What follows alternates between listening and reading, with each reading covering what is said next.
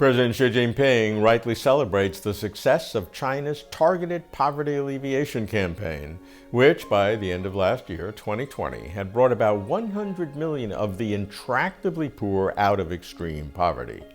For China to achieve the Chinese dream of national rejuvenation, eliminating extreme poverty was necessary, but it was not sufficient. China must continue to fight poverty by reducing still substantial relative poverty and close the still excessive wealth gap, primarily between rural and urban areas.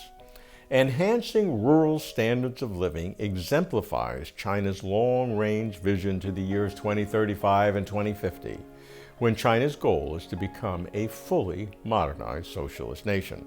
And President Xi allows no delay in making the historic transition from poverty alleviation to rural vitalization. Without the vitalization of the countryside, there can be no social stability, no common prosperity, no national rejuvenation.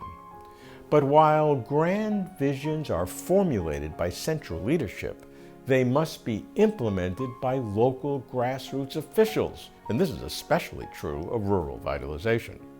Under President Xi, China defined its national goal of becoming a fully modernized socialist nation as being prosperous, strong, democratic, culturally advanced, harmonious, and beautiful. Actualizing these adjectives largely depends on the success of rural vitalization, which in turn depends on the grassroots officials who implement the programs, officials whose challenges include constantly on the road, little rest, low welfare, minimum opportunities for promotion, plus complaints from villages below and pressures from officials above. That's why new policies promote the care of grassroots officials, easing their burdens by fighting pointless formalities, reducing the number of meetings, providing incentives for serving the people, including salary guarantees and opportunities for career advancement.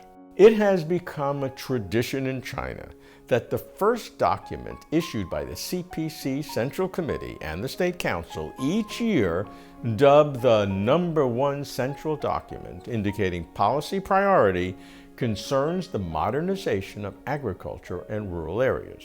In 2021, the #1 central document, with 9 in-depth chapters, calls for organizational vitalization to achieve rural vitalization, thereby ensuring the supply of major agricultural products, stabilizing the sown area of grain, improving the yield per unit area, accelerating scientific and technological projects in agricultural biological breeding, promoting green and healthy aquaculture, and optimizing the trade of agricultural products.